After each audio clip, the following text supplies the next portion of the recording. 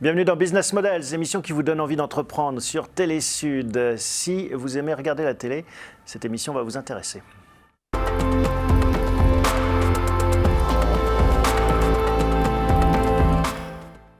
Bonjour Philippe. Bonjour Thomas. Bienvenue dans Business Models. On va parler de Newsbridge, la compagnie que vous avez cofondée avec votre frère. Le pitch, c'est quoi Newsbridge ? Très rapidement, on voit qu'il y a une explosion de la production de contenu audiovisuel, mais que les équipes qui vont trier, fabriquer ce contenu audiovisuel n'ont pas tendance à augmenter avec la même croissance. Donc on se dit, c'est là où il va falloir aider avec la technologie à trier ces contenus, à les indexer, à les valoriser. Donc on parle d'intelligence artificielle, d'analyse cognitive évidemment. Parce que l'enjeu en effet, c'est qu'à mesure qu'on augmente son stock d'archives vidéo, on ne sait plus ce qu'on a et on ne sait plus comment, ce qui a été filmé il y a 1 an, 2 ans, 3 ans et comment on pourrait éventuellement le réutiliser. Alors effectivement, il y a un enjeu qui est de taille en fait sur la valorisation d'archives, si on parle juste d'archives là, c'est que ça devient très très cher en fait de trier et d'indexer des archives. On en a de plus en plus. Je donne souvent un exemple. Une demi-journée de manifestation tournée par des journalistes sur le terrain, ça va être 10, 20, 30 heures de vidéos tournées en une matinée. Comment on fabrique en fait un journal télévisé à partir de 30 heures de vidéos brutes? Comment on sait qu'est-ce qui est intéressant, qu'est-ce qu'il faut prendre, etc., etc. Donc là, on parle d'intelligence artificielle qui va justement aider en fait à trier ces contenus-là, savoir qu'est-ce qui peut être pertinent dans ces milliers d'heures de vidéos et les sortir pour justement les réutiliser. Bon, on va revenir sur cette aventure entrepreneuriale. Vous qui avez passé du temps dans une grande maison de télé, un TF1, vous allez nous raconter ça. Mais auparavant, on s'arrête sur l'actualité. Dans cet univers audiovisuel, est-ce qu'il y a des choses qui retiennent votre attention en ce moment ?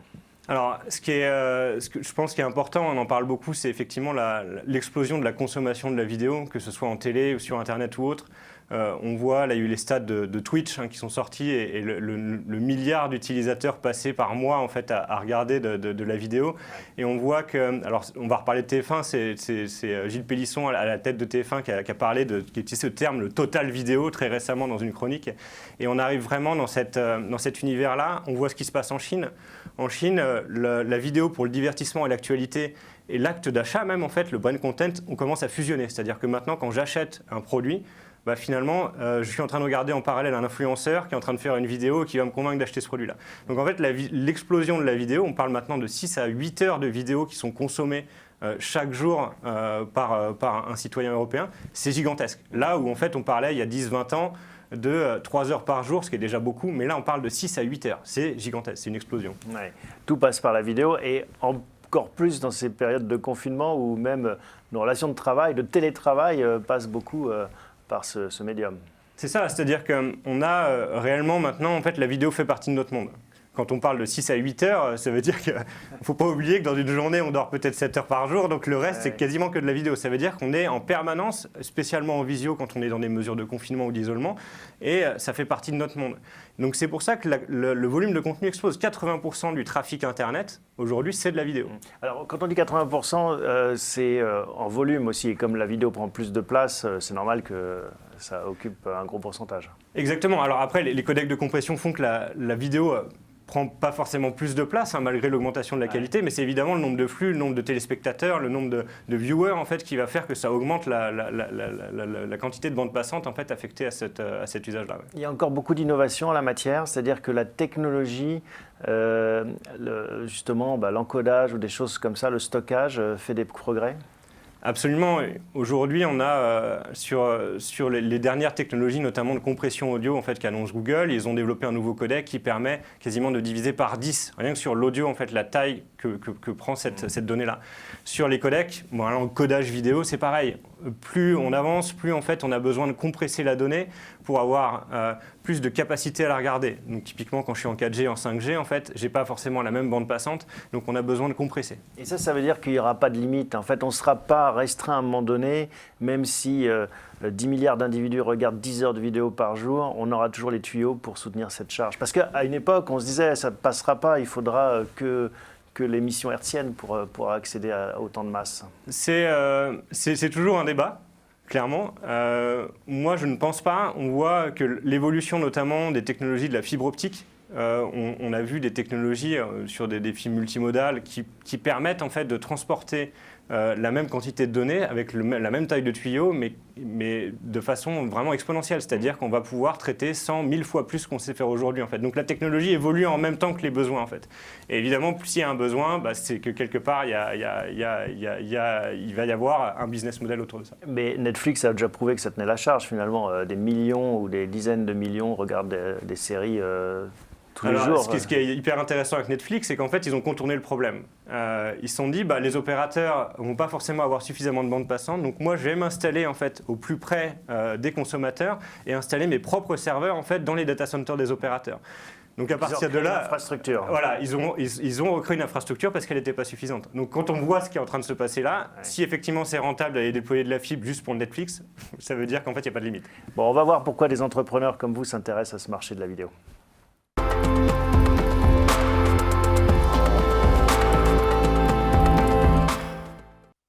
Alors c'est vrai que finalement cet univers de la vidéo suscite beaucoup de vocations. On pourrait prendre des exemples très connus comme TikTok. On arrive à retrouver finalement, et c'est ça qui est intéressant aussi avec les générations qui arrivent, des formats. Finalement chaque génération crée son nouveau format. Et alors, ce qui est, je trouve, encore plus impressionnant, c'est qu'en fait, la durée de vie, en fait, à chaque génération a son application. On voit que Facebook, maintenant, en fait, ça peut plutôt être 30, 40 ans, en fait.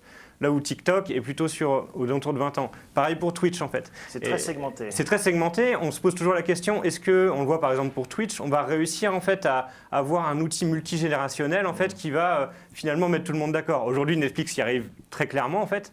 Sur les autres applications, on a encore du mal à voir ce qui se passe. On peut regarder vraiment de manière très intéressante ce qui se passe en Chine, où il y a une démultiplication des applications en fait, qui ont une forme complètement différente, avec du streaming embarqué, de la vente en même temps, les deux sont mélangés. Et là, il y a des choses très intéressantes qui vont se passer dans les prochaines années. Oui, alors, ça dépend de l'imagination d'entrepreneurs comme vous ou d'autres. Parce qu'on voit cette demande, je ne sais pas si vous avez suivi ce débat sur la Super League de football, il y avait comme raison qui expliquait la naissance de cette Super League, qui est morte-née, mais l'envie d'avoir un sport qui soit un petit peu plus dynamique. C'est-à-dire que les nouvelles générations ne regardent plus des matchs de foot de 90 minutes. Il y a une tendance sur le sport. Le sport est un marché exceptionnel parce que tous les ans, il y a de nouveau des compétitions sportives et on voit une forte tendance en fait à commencer à médiatiser des ligues qui n'étaient pas forcément très médiatisées jusqu'à présent. Des sports, pareil, alors je ne parle pas du concours de fléchettes diffusé sur Eurosport, mais on a de plus en plus de petites fédérations, de petites ligues en fait, qui commencent maintenant à diffuser leur propre contenu. Et il y a un enjeu fort du coup, en fait, effectivement, à intéresser des futurs téléspectateurs, des potentiels téléspectateurs, une potentielle audience, en résumant en fait ces matchs-là. Et du rallye, par exemple, le rallye, ça se consomme très bien comme étant un sport automobile en un quart d'heure, par exemple. C'est vrai que le regarder en entier, une spéciale, ça prend beaucoup de temps. En fait.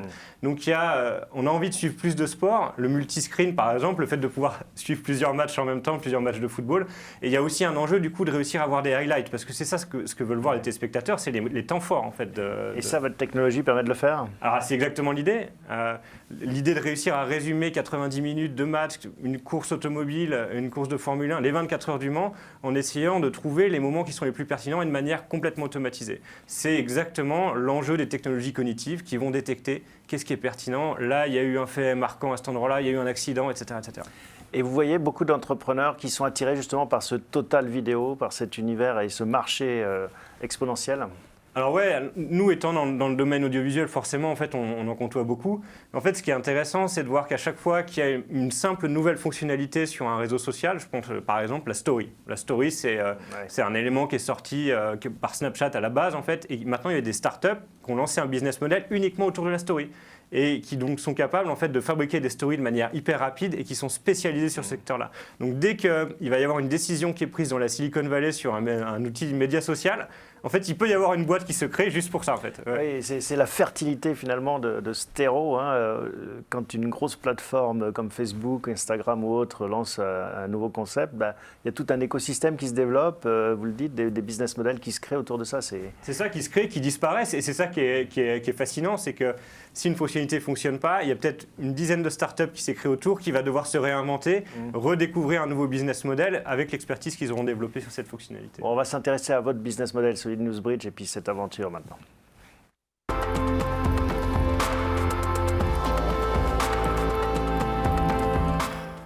Alors Philippe, pour revenir sur cette aventure qui commence finalement dans les couloirs de TF1, on pourrait dire, c'est comme ça que l'idée a germé ?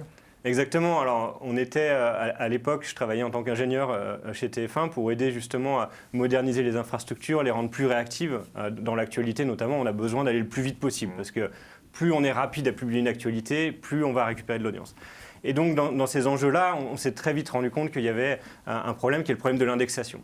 L'indexation, c'est savoir ce fichier vidéo qui s'appelle 004.move, qu'est-ce que c'est, qu'est-ce qu'il y a à l'intérieur. Aujourd'hui, jusqu'à présent, la seule façon qu'on avait de savoir ce que c'était, en fait, c'était de le regarder. En fait. Donc, s'il fait 1 heure, ça prend 1 heure. Ouais. Et du coup, en fait, très rapidement, on s'est retrouvé confronté à TF1 à cette problématique de dire mais comment je sais en fait trier mes contenus sans avoir à les regarder. Et ça a été très compliqué de se dire je vais rester à TF1 pour développer en fait une technologie qui allait permettre de le faire. Donc, j'ai quitté la société et puis je me suis associé avec mon frère qui est créatif technologiste à la base, donc il connaît très bien le domaine technologique, notamment les technologies de pointe. Puis je lui ai présenté ce problème, comment on fait pour savoir ce qu'il y a dans un actif audiovisuel sans avoir à le regarder.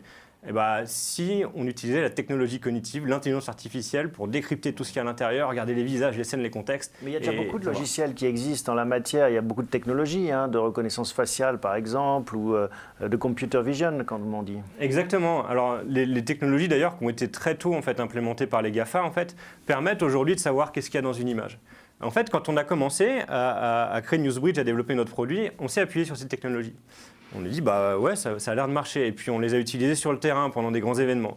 Et on s'est rendu compte qu'il y avait beaucoup de faux positifs. Un faux positif, c'est une erreur de détection. C'est quelqu'un qui est confondu avec quelqu'un d'autre. C'est encore autre chose. C'est la même notion, en fait, c'est-à-dire que c'est une erreur d'interprétation. On peut prendre un exemple, vous en avez un... Alors, il y en a un qu'on prend souvent, qui est donc, l'enterrement de Johnny Hallyday, en fait, avec énormément de personnalités à la Madeleine, réunies au même endroit. Et on avait toujours, en fait, cette même erreur en utilisant cet algorithme qui n'était pas le nôtre, qui était Hélène Darroze, qui est très proche de la famille de Johnny. La grande chef étoilée. C'est ça, exactement. Était systématiquement confondue, en fait, avec Renée Zellweger, l'actrice de Bridget Jones. Et en fait, on se disait, mais l'humain ne peut pas se tromper, c'est impossible. Et finalement, effectivement, Hélène Darroze est la marraine d'une des filles de Johnny. Elle parle français, dans l'interview, elle parlait français. Et puis, on est situé à la Madeleine. Donc, Renée Zellweger, c'est quand même surprenant. Et c'est ce que fait l'humain. Il fait ce qu'on appelle un raccourci cognitif. Il prend en compte, en fait, les autres éléments contextuels pour désambiguer, en fait. Et du coup, on s'est dit, en fait, il faut qu'on développe une technologie, en fait, qui va fonctionner de la même façon, qui va faire ce raccourci cognitif de manière digitale, pas avec des réseaux de neurones physiques, mais des réseaux de neurones digitaux.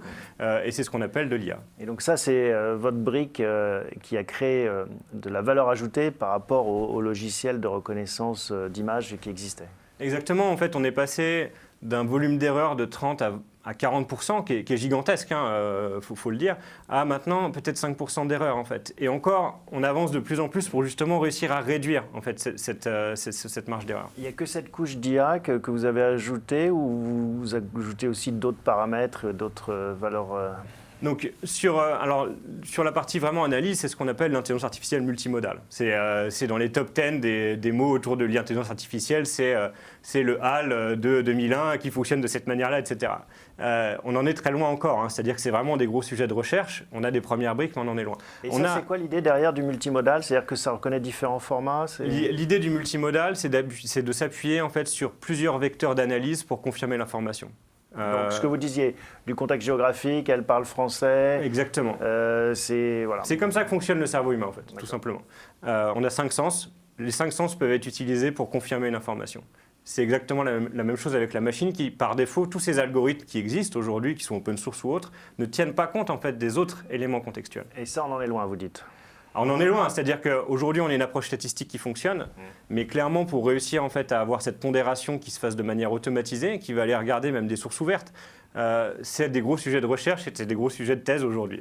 Et alors, on en est loin, mais vous en êtes où, vous, cette échelle? En fait, la marge de manœuvre, en l'espace de 6 mois, 1 an, en fait, on a réussi en fait, à craquer quelques codes du multimodal. Donc, on a réussi à l'implémenter et à le faire fonctionner. Il y a plein d'autres enjeux, ce n'est pas uniquement qu'une question de qualité d'analyse. Il y a eu un enjeu très fort qui est la migration dans le cloud. Aujourd'hui, le marché audiovisuel est encore très loin du cloud. C'est des volumes de données qui sont gigantesques. Il y a un business model à trouver pour que ce soit intéressant pour tout migrer dans le cloud. Nous, ça s'est très rapidement accéléré avec le confinement, avec le Covid, qui a permis en tout cas pour nous, ça a été plutôt un effet bénéfique, c'est que nos clients ont commencé à nous demander, vous processez toutes mes données dans le cloud, vous les analysez, est-ce que vous pourriez les conserver et m'y donner accès? Et finalement, c'est là où en fait on a continuer notre pivot qui est de devenir hébergeur de données. Et maintenant qu'on a toute l'analyse toute l'indexation, on va pouvoir retrouver des données de manière très rapide. Et à partir de cette indexation, il y a plein de cas d'usage envisageables. Vous avez parlé des highlights, c'est-à-dire des résumés. Par exemple, un match de foot, on voit toutes les séquences intéressantes.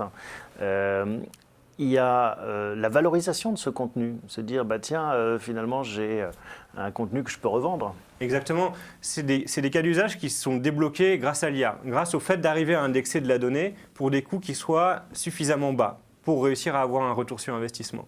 Donc ça, c'est ce qu'on appelle, nous, la monétisation de contenu. C'est le fait de dire, j'ai 40 000 heures d'archives dans mon patrimoine. Moi, je l'utilise en interne, donc je la réutilise en interne grâce à la technologie, mais pourquoi pas la revendre en fait en externe? Des chaînes de télé, je prends un exemple, France Télévisions et la NHK, la chaîne nationale au Japon, ne sont pas concurrentes. Pourquoi pas en fait échanger des contenus, se revendre des contenus en fait entre chaînes de télévision entre ayants droit? Il y avait déjà des agences de presse qui permettaient ça, mais de façon beaucoup plus artisanale. C'est là où vous finalement fluidifiez le système. Voilà, les agences de presse en fait sont vraiment concentrées sur l'instantané. C'est-à-dire qu'aujourd'hui, la dimension d'archive n'est pas encore tout à fait présente. C'est vraiment sur la fraîcheur. Ouais, tout à fait.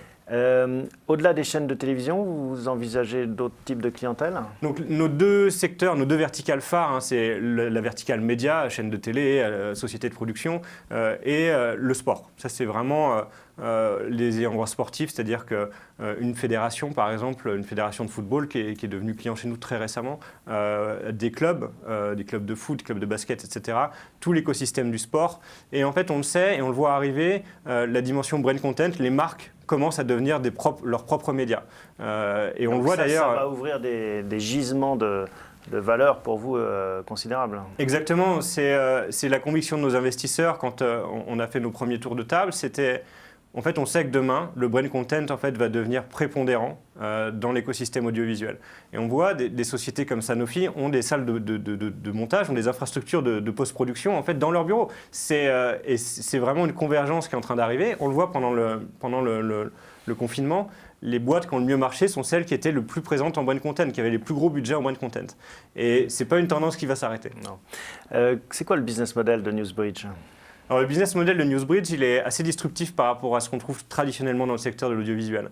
On est sur un abonnement mensuel ou annuel, et le client en fait, est facturé en fonction du volume de données qu'il va conserver et qu'il va analyser dans la plateforme. Ce qui fait que dans l'écosystème audiovisuel, on a des moments des grands événements et des moments un peu plus calmes. Par exemple, au mois d'août, en France, il se passe un peu moins de choses dans l'écosystème audiovisuel. Et la facture, du coup, va dépendre en fait, de l'activité. Donc, on parle vraiment d'OPEX. Là où, traditionnellement, on était beaucoup sur un business model CAPEX, où on achète des équipements qu'on va amortir sur 5 ans. Finalement, c'est des modèles très proches de ce qui se passe dans le cloud, en fonction du volume. Exactement. L'idée, c'est vraiment de réussir à s'adapter en fait, à la fois des clients qui ont des besoins éphémères ou des petits besoins et des besoins qui sont gigantesques. En termes de développement, les prochaines étapes pour NewsBridge, vous les voyez comment alors ? On a un enjeu fort, nous, sur l'international. On a une expansion européenne qui est en cours. On a beaucoup de leads entrants en fait, qui nous contactent, qui viennent d'autres continents. On a une forte traction. Ça, j'imagine que ça vous dépasse un peu presque. Parce que quand vous êtes parti, vous dites, tiens, je voudrais rendre service à mon écosystème proche. Puis d'un coup, vous dites, tiens, j'ai un marché mondial. Comment est-ce qu'en tant qu'entrepreneur, d'un coup, on se dit, waouh, c'est un peu vertigineux ? Il faut prendre du recul, ça c'est vraiment la clé. Effectivement, en fait, on se dit, c'est génial, j'ai l'Inde qui me contacte. L'Inde, c'est un marché énorme pour l'audiovisuel, c'est Bollywood derrière, c'est gigantesque. Et en fait, on se dit, on va y aller à fond. Et en fait, on ne prend pas forcément le temps de se poser la question, ah oui, mais du coup, mes équipes support, elles vont plus être sur les mêmes fuseaux horaires, donc il me faut des personnes en fait, qui vont parler la langue sur place, mais du coup, est-ce qu'il faut qu'on passe par des intermédiaires pour revendre, etc. Ouais. Et en fait, tout se précipite. C'est exponentiel, les problèmes qui se créent aussi. Exactement, en fait, l'enjeu, les revenus peuvent être exponentiels et les problèmes aussi, donc il faut vraiment réussir à se structurer. Ouais. Et preuve que tout ça va vite, j'imagine que le nom est plus adapté par rapport au projet de départ. NewsBridge, c'était très connecté information, et maintenant, c'est plus large. C'est une remarque qu'on nous fait de temps en temps, effectivement. On a pour l'instant la conviction par rapport en fait, à la statistique de leads qu'on a qui viennent d'Internet et de trafic organique. Ça ne nous dessert pas tellement, mais effectivement, on pourrait se poser la question. Voilà. Alors, on va parler maintenant de vous en tant qu'entrepreneur et comment est-ce que vous vivez cette expérience ?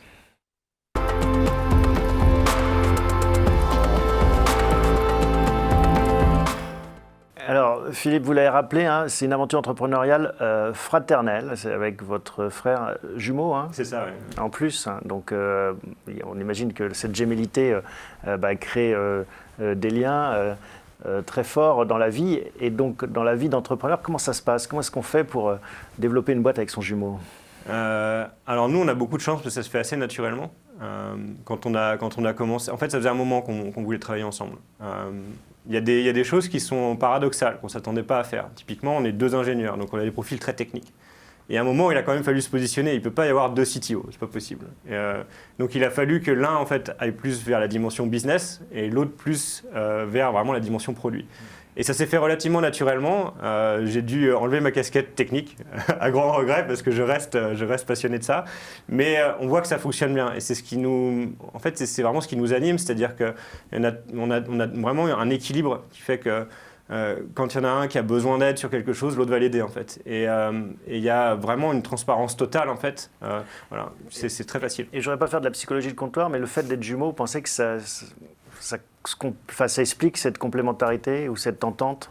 Je pense que le fait d'avoir une expérience commune proche, sans doute, je pense que 2 frères proches ou un frère ou une sœur proche en fait auraient exactement la même expérience en fait. Ce serait probablement similaire. Et le fait d'être proche, voire trop proche, il y a des revers à cette médaille? Parce qu'on voit tous les intérêts, hein, on se comprend, on se connaît, on s'anticipe, mais est-ce qu'il y a aussi des revers? Je ne vois pas aujourd'hui d'inconvénient en fait à ça. Le risque c'est plutôt dans les réunions familiales où il ne faut pas que parler de boulot, quoi. C'est ça. Vous y arrivez, là, vous avez créé des règles, des bulles? On essaye, c'est difficile, mais les discussions qu'on a ne sont pas les mêmes. C'est-à-dire que c'est des discussions qu'il nous faut prendre beaucoup plus de recul.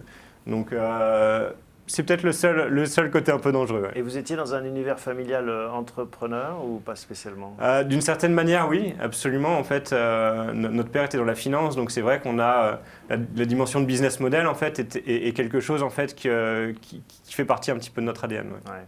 Et justement, c'est quelque chose que vous aviez en vous. À un moment donné, vous disiez il faut absolument que j'entreprenne, que je sorte d'un grand groupe, ou c'était vraiment le fruit du hasard et ça vous est tombé dessus? C'est une question à laquelle je n'ai pas répondu encore. Je ne sais pas si j'y répondrai un jour. C'était l'envie en fait de pouvoir aller plus loin en fait, je pense. Et c'est vrai que quand on est dans un grand groupe, en fait, ce grand groupe il a une mission et développer des technologies ou autres, c'est pas forcément la mission d'un grand groupe dont la mission est d'informer et de divertir. Donc je pense que ça se fait naturellement. Et après, effectivement, quand on a un contexte familial qui est favorable en fait et qui va faire confiance derrière, je pense que ça peut que aider. Ça, ce soutien familial, vous le mentionnez dans l'émission, enfin, c'est quelque chose qui a vraiment été utile et je pense déterminant. Ah oui, je pense, ouais, je pense. La première étape, en fait, c'est Frédéric qui a démissionné en fait de sa société, qui était une très très grosse société. Il n'y avait aucune raison de faire ça en fait, et il avait envie d'aller plus loin. Et du coup, moi, je l'ai rejoint en fait après. C'est lui qui a fait le premier pas, ouais. Et je l'ai rejoint après, et ça a très bien fonctionné. Ouais. Bon, on a eu tous les déboires au début de toute start-up d'essayer de trouver le bon business model, et puis ça a fini par se mettre en place. L'émission s'appelle Business Models parce qu'on cherche des sources d'inspiration aussi. Est-ce que vous avez des entrepreneurs féminins, masculins du monde entier, ou proches, moins proches, connus, pas connus, qui vous inspirent? Ouais, en permanence, je pense qu'on est toujours en train de chercher des sources d'inspiration de ses pairs et ceux qui ont réussi. Alors évidemment, quand on parle des Musk, Bezos, etc., tout le monde regarde et je fais partie de ces gens qui regardent dès qu'il lève le petit doigt, qu'est-ce qu'il va faire, qu'est-ce qu'il va annoncer, etc., etc. C'est vrai que c'est fascinant. C'est assez fascinant. Alors c'est pas du fétichisme, hein, mais c'est vrai que c'est assez intéressant de voir en fait leur cheminement de pensée. Là, je vais développer un implant neural parce que en fait, je sais que dans 20 ans, en fait, les machines vont être trop puissantes. C'est pas forcément ce qui moi m'inspire au quotidien, même si c'est fascinant. Ça va plutôt être, je prends l'exemple de DataIQ, qui est une très belle société française en fait, qui vient de réussir vraiment son expansion internationale, notamment aux États-Unis. C'est Florian Douetto notamment, qui donne beaucoup d'interviews, qui est très modeste de la façon dont il parle et qui a tendance toujours à parler des problèmes qu'ils ont rencontrés. Et c'est vrai que pour d'autres entrepreneurs, c'est génial parce que on se dit, ouais, moi j'aurais fait comme lui, en fait, je serais parti de ce côté-là et voilà. Donc c'est intéressant, ça veut dire qu'en tant qu'entrepreneur, vous vous nourrissez aussi d'interviews, de vidéos aussi d'autres entrepreneurs. Je pense que c'est ça, on a la chance en France depuis quelques années d'avoir un écosystème startup qui vraiment se développe, qui est très fort et qui nous permet de nourrir des expériences des autres. Et j'ai beaucoup d'admiration pour les entrepreneurs d'il y a 10, 20 ans, 15 ans, parce qu'ils n'avaient pas forcément en fait, cette source d'inspiration. Là, c'est vrai qu'on a des leaders, des mentors, Oussama Ammar de The Family par exemple, qui à chaque fois qu'il dit quelque chose, c'est vrai que tout le monde l'écoute, et c'est vrai que c'est passionnant, et ça nous permet nous, de gagner du temps en fait, et peut-être de nous rassurer en fait, sur certains choix. Ouais. Et c'est ce qui permet justement à cet écosystème aussi de voir des innovations fleurir de plus en plus nombreuses. Un dernier mot sur cette culture d'ingénieur. On n'entreprend pas pareil quand on est ingénieur que quand on est, je sais pas, issu d'une université ou d'une école de commerce. Je pense que c'est très différent. Je discute beaucoup avec des entrepreneurs qui ont plutôt des profils marketing commerciaux. Et la différence du côté, quand on est ingénieur, c'est que c'est vrai, on a tout de suite tendance à se dire, je vais développer une techno, un prototype, je vais voir si ça marche, je vais aller sonder le marché avec. La dimension marketeur est très différente. Je ne dis pas qu'il y en a une qui est mieux que l'autre. La dimension marketeur, c'est je vais sonder le marché et si ça marche, après je vais développer un prototype et je vais trouver un ingénieur pour le faire. Et je pense que c'est deux business models qui sont très différents. Je pense que sur le secteur de la deep tech, donc avec des technologies qui vont vraiment émerger dans 5 à 10 ans, le marketing est compliqué. On sait que, je parle l'exemple, la technologie quantique, l'analyse quantique, le produit est clé, le marché est secondaire. Parfois, c'est le contraire. Exactement, ouais. On prend l'exemple de l'iPhone, c'est très fréquent. C'est vrai que l'iPhone, qui aurait dit qu'il y avait un marché pour l'iPhone? Alors, Arco s'était déjà pris les pieds dans le tapis auparavant, en fait. Approche technologique first, vraiment, et une approche marketing par rapport à ça après a très bien fonctionné. Ouais. Bon, écoutez, merci Philippe pour ce témoignage. Vous viendrez nous raconter la suite de l'aventure dans quelques temps, on l'espère. En tout cas, on voit tout le potentiel que vous avez. Merci donc de ce témoignage. Merci à vous de votre fidélité. On se retrouve la semaine prochaine pour un nouvel épisode de Business Models.